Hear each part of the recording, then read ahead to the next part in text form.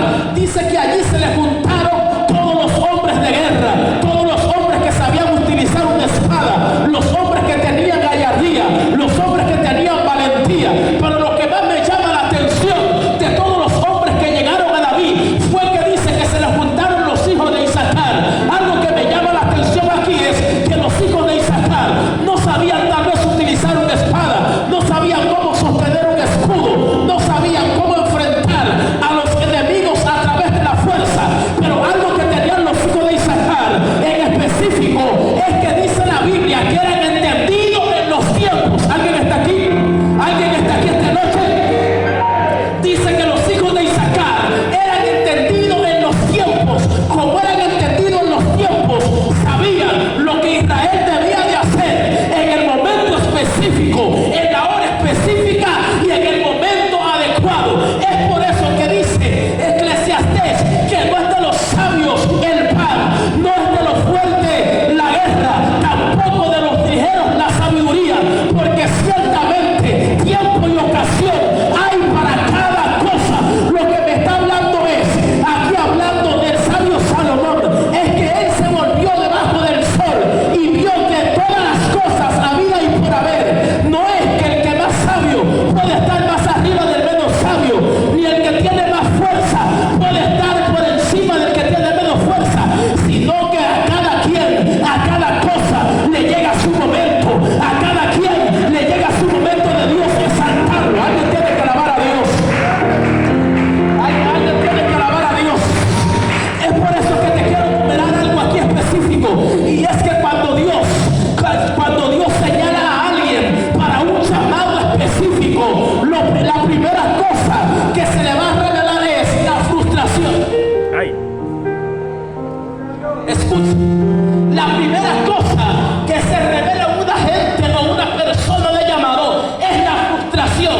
¿Sabes por qué? Porque la frustración es lo que te va a llevar a ti a sacar lo mejor que hay dentro de ti. Es por eso que cuando el pueblo, toda la travesía por el desierto, se encuentra en un desierto inhóspito, se encuentra en un lugar completamente árido, un lugar que el cambio de clima por el día hace un sol, pero por la noche hace frío.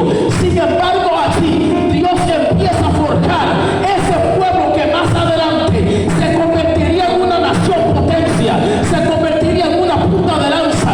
Pero para eso era necesario de que ellos entraran en el desierto. Es por eso que cada vez que Dios va a hacer algo con alguien, Dios lo primero que hace es que lo lleva al desierto. Bendito el Padre, bendito el Padre. Como que no me están siguiendo aquí.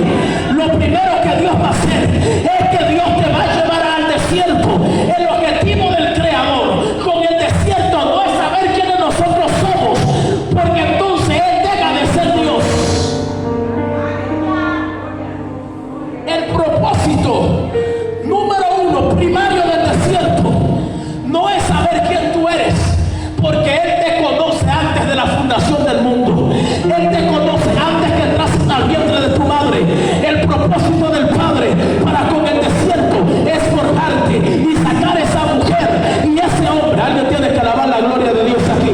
Sacar ese hombre y esa mujer que más adelante se convertirá en un propósito divino, se convertirá en un propósito de cambio, se convertirá en un prototipo o prototocos.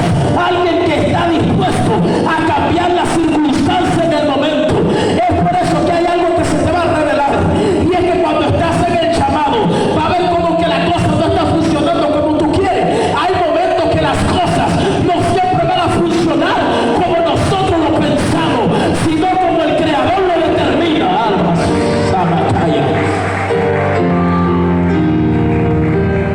Escucha, los hijos de Isaacar, su pensamiento tal vez era utilizar una espada, utilizar un escudo. Pero Dios es quien reposiciona al hombre. Dios es quien da la posición. Entonces, cuando ellos están en medio del campo, estaban los distintos hombres de guerra que fueron a David para ayudarlo y de esa forma introducir a David en el reinado, introducir a David en el trono. Sin embargo, el trabajo de los hijos de Isaacar no era utilizar una espada. El trabajo de los hijos de Isaacar tampoco era utilizar un escudo. El trabajo de los hijos de Isaacar era discernir los tiempos. Alguien como que no me está siguiendo aquí. Se lo voy a repetir. El trabajo de los hijos de Isaacar era aprender a discernir los tiempos y saber en qué estación y qué cosa el pueblo debía de hacer en el momento que debía hacerlo. Es por eso que tal vez muchos te van a menospreciar porque por el poco talento que tienes, pero Dios anda buscando a alguien que tenga cualidades. Dios anda buscando a alguien que la poca cualidad que tiene la ponga en las manos del Creador y le diga: no tengo mucha cualidad, pero lo poco que tengo lo pongo en tu mano. ¡Ay, Asaba! ¡Viva Samaya! Bendito sea el Padre. La poca cualidad que tienes es lo que Dios necesita para catapultarte y colocarte en otra dimensión. Dios no necesita que seas bien elocuente, tampoco necesita que tú seas fuerte. Dios lo que necesita es que te someta bajo los niveles de obediencia que Él te establece, y cuando caminas bajo los niveles de obediencia, el cielo tendrá que obedecerte. Todo lo que pidas al Padre, el Padre lo va a manifestar. Escucha, eran sabios en los tiempos. Dice que eran sabios, discernían y sabían cómo utilizar una espada. No, dice que eran entendidos en los tiempos. Por eso es que un hombre y una mujer que es sabio y aprende a discernir los tiempos es más peligrosa, ay Dios mío, que una persona que sabe utilizar un arma. ¿Usted sabe por qué es más peligrosa? Porque la persona que sabe discernir los tiempos no va a dar el paso conforme a lo que él cree, sino que va a dar el paso cuando Dios lo da. Le voy a repetir esto. Un hombre y una mujer que aprende a discernir los tiempos, bendito el Padre, da el paso cuando Dios lo da. Y cuando una persona discierne los tiempos y las vocaciones, ¿sabe qué va a pasar con esa persona? Que es muy difícil que se extravíe, es muy difícil que haga las cosas incorrectas. Con esto no quiero decir que no cometas errores, porque en medio del ejercicio de tu llamado se van a cometer errores, pero los errores no se pueden ver. Aleluya. Gloria. Los errores no se pueden ver como algo que te vas a quedar ahí. Los errores tienen que verlo como una enseñanza del Padre para seguir haciendo algo poderoso a través de ti. Bendito sea el Padre. Entonces los hijos de Isaacar sabían movilizarse.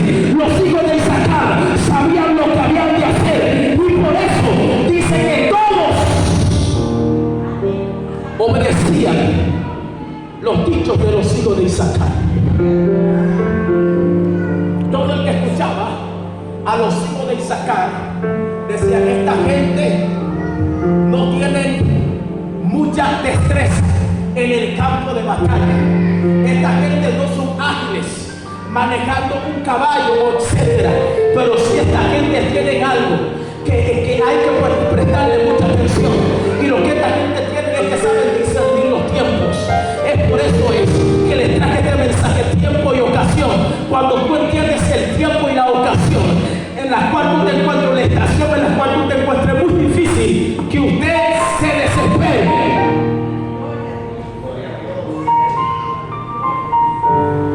Porque es muy difícil que usted se desespere en medio del ejercicio del llamado, porque es una persona que sabe discernir los tiempos.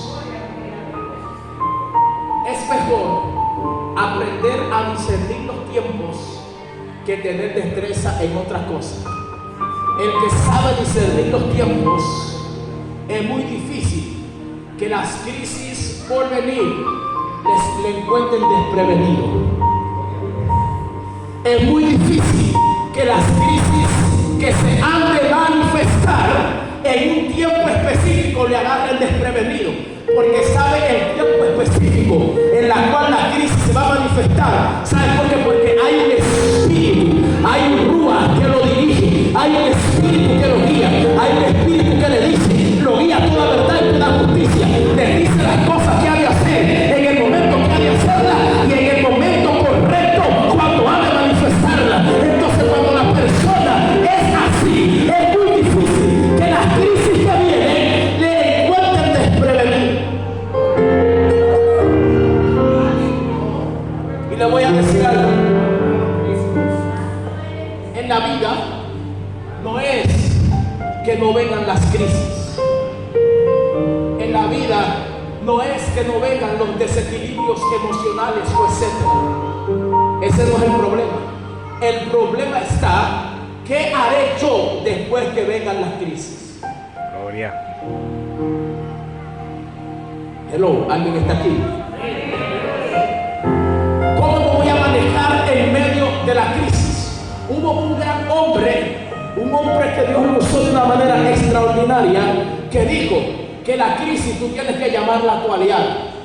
Le dice, ¿cómo así? Sí, porque los mayores ministerios, las mayores empresas, las más grandes y altas visiones no se levantaron en medio cuando todo estaba bien, se levantaron en medio de crisis. ¿Sabes por qué? Porque la crisis es lo que va a provocar que tu mayor potencial salga a relucir. Alguien tiene que alabar la gloria de Dios. En medio de la crisis es donde tú vas a sacar el mayor potencial que llevas aquí. Las mayores estrategias de guerra surgieron en medio de la crisis, en medio del desierto, en medio de un desierto.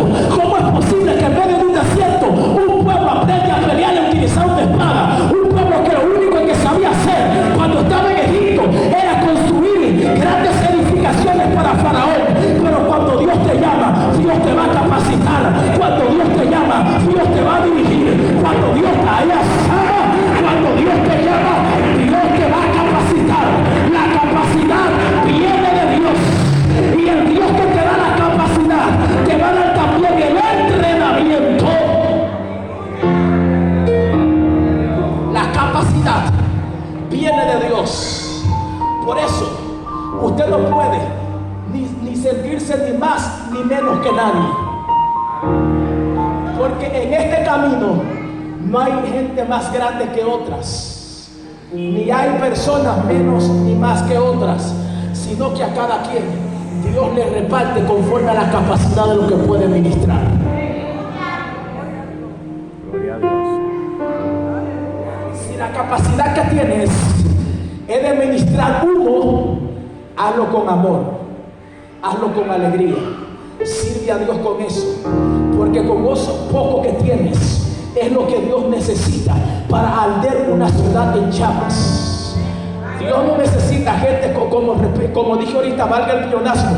Dios no necesita gente con grandes capacidades, eso es bueno. Dios lo que necesita es a alguien que lo poco que tiene lo ponga a sus pies, le diga, Señor, aquí está lo poco que tienes. Por eso entiendo a Jesús cuando dijo en el sermón de la montaña, que dijo, bienaventurados los que tienen hambre y sed de justicia, porque ellos serán saciados. Bienaventurados aquellos cuando por mi causa son vituperados y perseguidos. Pero la palabra que me impacta es cuando dice bienaventurados o benditos, que es la palabra correcta, los pobres en espíritu, porque de ellos es el reino de los cielos. La gente cree que un pobre en espíritu es una persona que todo el tiempo está caminando con la cabeza hacia abajo, una persona que todo el tiempo está descaída, una persona que no tiene propósito de vida, una persona que no tiene llamado, una persona que no tiene nada. No, cuando hablo de un pobre en espíritu, está hablando del principio de humildad. Alguien tiene que alabar la gloria de Dios. Cuando habla de un pobre en espíritu, está hablando de una persona que cuando se encuentra entre lobos feroces, cuando se encuentra en su peor momento, va ante el Creador y se arrodilla y le dice, Dios mío, te quiero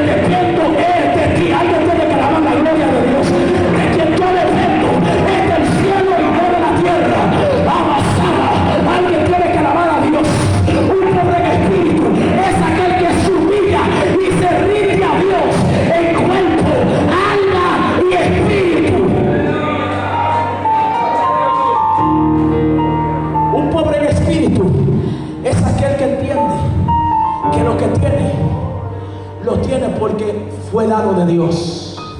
Un pobre en espíritu es aquel que entiende que quien dirige cada paso de su vida es el Dios que lo llamó. Y el Dios que lo llamó, en medio de la prueba, le dará la salida juntamente con la prueba. Miren, cuando Dios determina probarte, introducirte en cualquier situación, es porque sabe que usted es lo suficientemente fuerte para salir en victoria y salir ileso de esa prueba.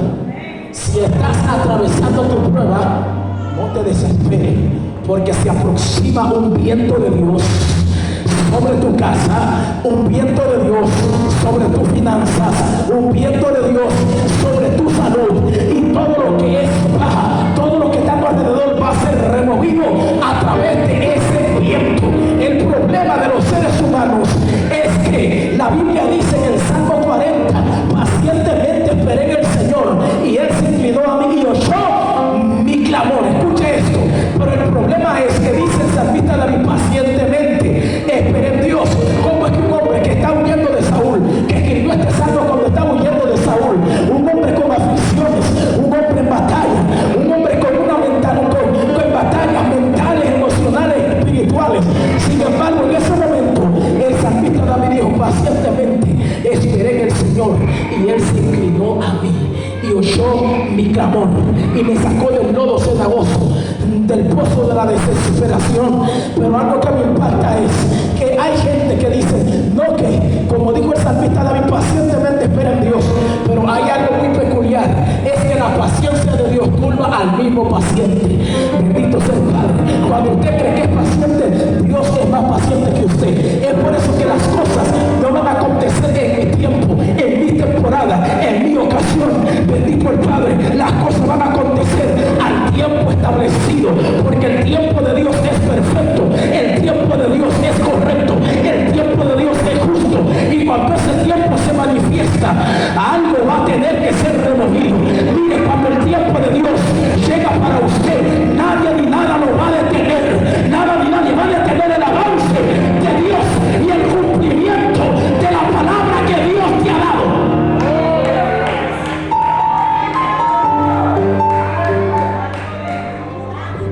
Tiempos y ocasiones. ¿Por qué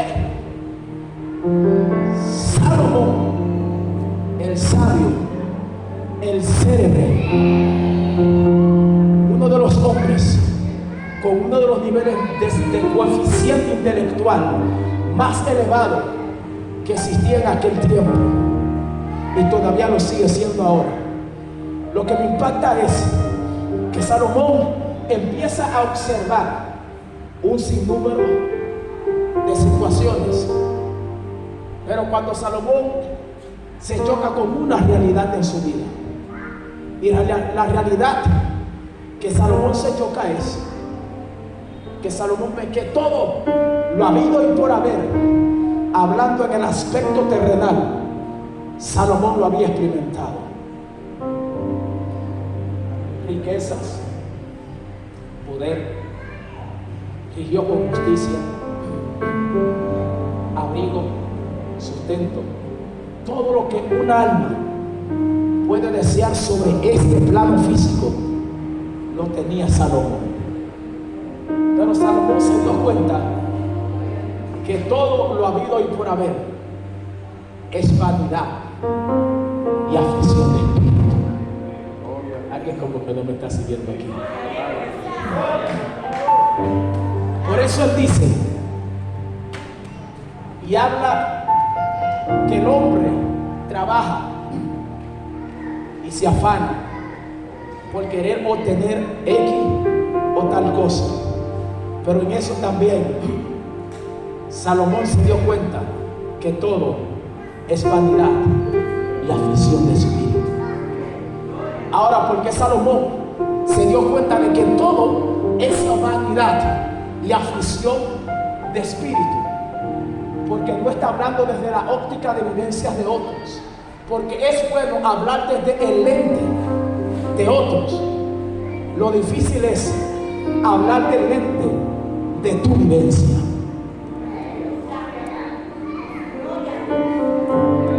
Las palabras que más impactarán a tu generación no son los acontecimientos que le pasan a otros, son los acontecimientos que a ti te pasaron. Es por eso que mucha gente vendrá a ti y te dirá: ¿cómo lo lograste?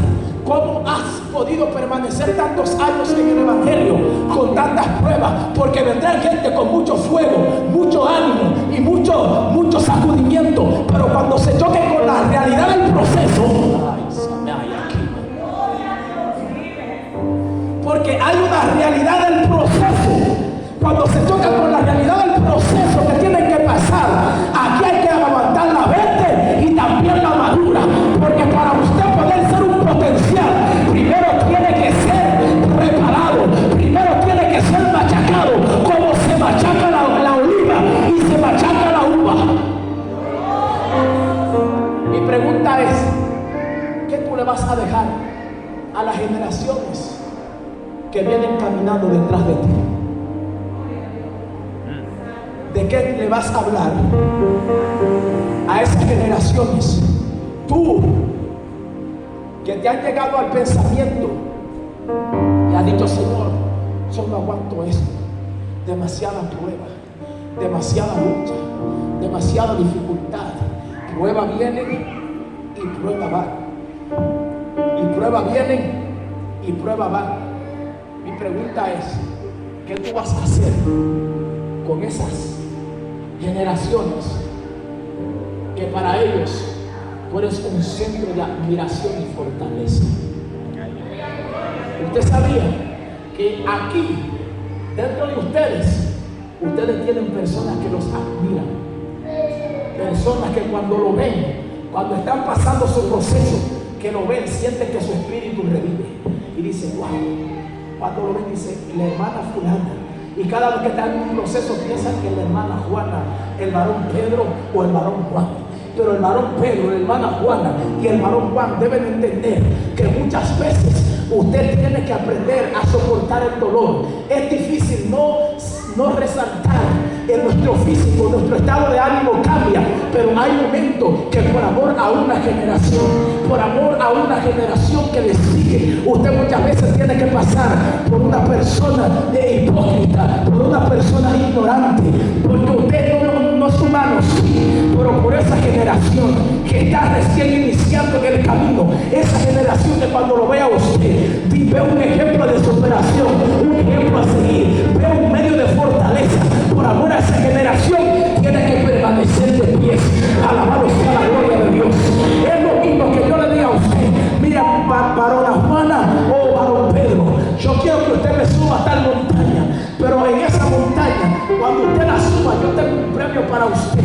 Escuche con atención, pero yo que le estoy dando la asignación, le estoy diciendo que usted tiene que hacer en la montaña. Mire, usted tiene que subir a la montaña, llegar a la cúspide y traerme, por ejemplo, una piedra de esa montaña de allá arriba de la cúspide. Pero yo nunca, como le estoy dando la asignación, le hablé de todo lo que usted tiene que enfrentar en las faldas de la montaña, en el camino hacia la montaña, hasta llegar a la montaña. Va a tener que enfrentar fieras feroces. En medio de la montaña va a tener que enfrentar el desánimo, va a tener que enfrentar diferentes tipos de cosas. Pero si yo le digo a usted lo que usted tiene que enfrentar en medio del transcurso hacia la montaña, usted no acepta la asignación, usted no acepta la misión.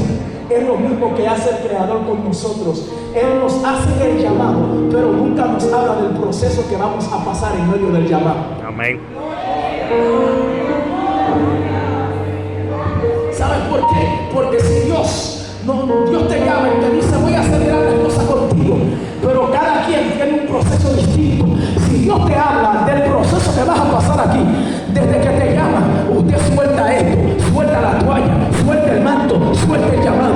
¿Por qué? Porque es más fácil recibir una asignación para obtener un galardón, pero lo difícil es enfrentar la situación, enfrentar el proceso, enfrentar las dificultades, enfrentar los desánimos, enfrentar los momentos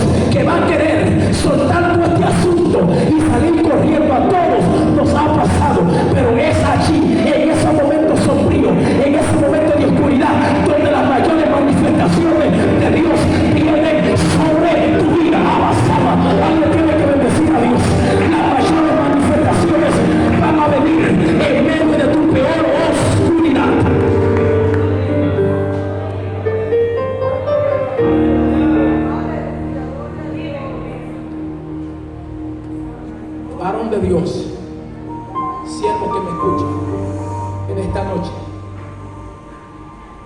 si has llegado hasta aquí, no es para que te rindas. Si has atravesado tantas cosas, o ya estás a punto de recibir lo prometido y llegaste hasta aquí, tú tienes que profetizarte tú mismo y halagarte tú mismo. Yo soy un campeón. Cuando usted esté frente al espejo de su casa, profetícese usted mismo. Hable de lo que ya Dios le dijo. Dios me dijo esto y todavía yo estoy aquí. Y profetice y dígase usted mismo: yo soy un campeón. Bendito sea el Padre. Háblese usted mismo, háblele a su interior y hágale entender a su interior que el Dios que le llamó no se va a retroceder. Bendito sea el Padre. El Dios que te llamó no conoce la palabra retroceso. El Dios que te llamó conoce la palabra avance, crecimiento, elevación, fructificación, multiplicación. Ese es el Dios que con nosotros conocemos. ¿Cuánta gente que al final de todo dañan el propósito de Dios? Y al dañar el propósito tienen que hacer un examen extrospectivo hacia atrás y volver a iniciar el camino que ya estaban terminando. Ay, ay, ay. Dios mío, Padre eterno. El pueblo de Israel, Dios lo saca a mano sierva de Dios, con mano poderosa, de una de las naciones más cultas, más poderosas de ese tiempo. 10 plagas que tocaron toda la tierra de Egipto de una forma avasallante. Las 10 plagas representaban los 10 dioses que los egipcios adoraban. Y cada una de esas entidades que ellos creían fueron frustradas por medio de la mano poderosa de Dios. Escuchen, Dios empezó a pelear por el pueblo sobre el cual recaía una promesa que se le dio a su ancestro llamado Abraham. Oiga, y esa promesa duró 430 años para llegar a su materialización. Ay, Dios mío. Santo. 70 almas salen con Jacob hacia Egipto, siendo José segundo después de Faraón. Y de esas 70 almas, cuando llegó el tiempo del éxodo, el tiempo de la salida, salieron 600,000 almas, hombres de pie. Pero escuchen, Dios lo saca, varón de Dios, pero Dios nunca le dijo las cosas que debían de enfrentar en medio del desierto. Dios mío, alguien tiene que recibir esto, porque a alguien Dios está ministrando con eso. ¿Sabe por qué, varón de Dios? Si Dios le habla a ellos de lo que ellos habían de enfrentar, porque el pueblo, escucha esto, estaba confiado y creían que iban a ser introducidos en la tierra con la misma manifestación de cómo Dios los sacó de Egipto.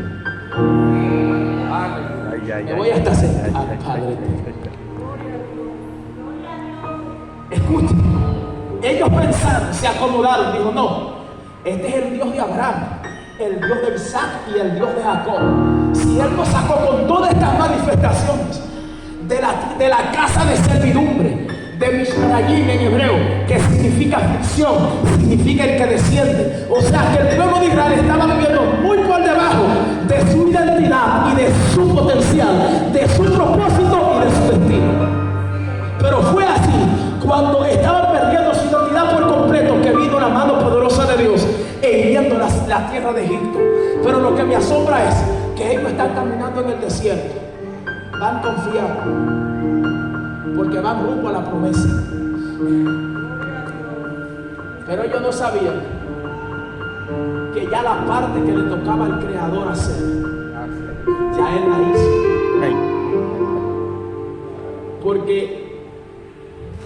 Dios no es hijo de hombre para arrepentirse, ni mucho menos hombre porque en Él no hay sombra de variación. Gloria. ¿Sabes qué hizo Dios? Los introduce en el desierto. Diga conmigo, lo llevaron al desierto. Y ellos están confiando en su mente. Bueno, vamos a llegar a la tierra en 40 días. Eso era lo que estaba escrito en la eternidad, 40 días. Pero lo que usted no sabe es que esos 40 días se extendieron a más años por varias cosas que no se las voy a expresar aquí porque el tiempo no da, pero lo voy a enumerar una de ellas. Dios le establece al pueblo somete al pueblo sobre 10 pruebas que debía el pueblo pasar. Pero hubo una de ellas que fue la detonante que cerró el camino para entrar a la tierra prometida. Ni siquiera fue el becerro de oro. Eso era nada delante de varón, pero que dentro de los 10 mandamientos está que no tendrás dioses ajenos delante de mí, es verdad. Ahora hubo algo que fue el detonante que cerró el camino. Pero no lo voy a cansar mucho. Ya no tenemos que ir. El pueblo está en el desierto. Pero ellos no sabían que en el desierto se iba a encontrar con Amalek. No me está siguiendo hoy. En el desierto, varón de Dios, ellos no sabían que tenían que enfrentar a Amalek. ¿Y sabe qué representa Amalek? Representa la carne.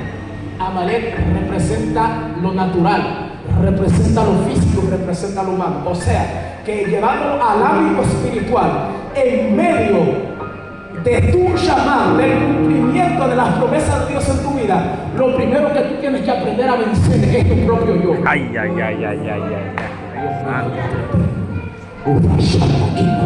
Lo primero que tienes que aprender a vencer es tu propio ego. Sí. Lo primero que tienes que aprender a vencer son los deseos de los ojos, la vanagloria de la vida y los deseos de la carne. ¿Por qué? Porque son los peores enemigos que puede tener el hombre, no son los demonios, es tu propio ser. Cuando tú aprendes a dominarte a ti mismo, entonces significa que tienes potestad para hollar serpientes y escorpiones y sobre todo la fuerza del maligno.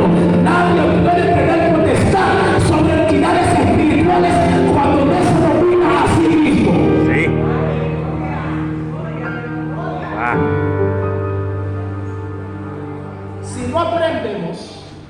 Si no aprendemos a dominarnos nosotros mismos, dominar nuestros propios caballos, nunca vamos a poder impactar hacia afuera. Porque para impactar hacia afuera, primero yo tengo que impactarme dentro de mí.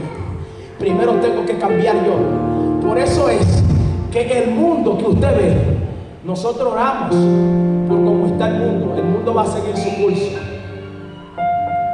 Conforme a las profecías bíblicas, pero un punto esencial que quiero decirles: el mundo nunca va a cambiar cuando no me cambio a mí mismo. En una ocasión, Napoleón Bonaparte tuvo un sueño. Escucha, la visión de Napoleón era conquistar el mundo. Pero cuando Napoleón se sentó a analizar, se dio cuenta que era muy difícil poder dominar al mundo, porque ya había otros líderes que estaban dominando ciertas ciudades.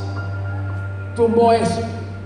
Pero Napoleón después tiene otra visión. Bueno, como no puedo dominar al mundo, me voy a limitar a dominar las fronteras de mi país. Pero se dio cuenta Napoleón que dentro de las fronteras de su país había plebeyos, que se le llamaban en ese tiempo plebeyos, eran nobles dentro de la sociedad. Habían plebeyos, nobles, gente con alta influencia política, alta influencia económica, quienes controlaban los comercios en ese tiempo, cuya posición iba a ser difícil difícil de controlar. Napoleón tomó eso. Dijo, voy por lo menos a limitarme a controlar la ciudad. Pero se dio cuenta que también en la ciudad era muy difícil de controlar. Faltan dos. Dijo, bueno, ya voy a tumbar eso. Voy a controlar, a dominar por lo menos mi hogar, la casa donde yo pertenezco. Pero Napoleón Bonaparte se dio cuenta que no era soltero, se dio cuenta que tenía una esposa, se dio cuenta que tenía a alguien a su lado, la cual no podía tomar una decisión por su propia cuenta. Alguien tiene que bendecir a Dios. Sin embargo, Napoleón Bonaparte dijo, bueno, como ya no puedo controlar ni el mundo, ni las fronteras de mi ciudad, ni tampoco puedo controlar la ciudad ni mi casa, me voy a limitar a autodominarme a mí mismo. Entonces Napoleón dijo que es más fácil dominar una ciudad que dominarse a uno mismo. Bendito sea Dios.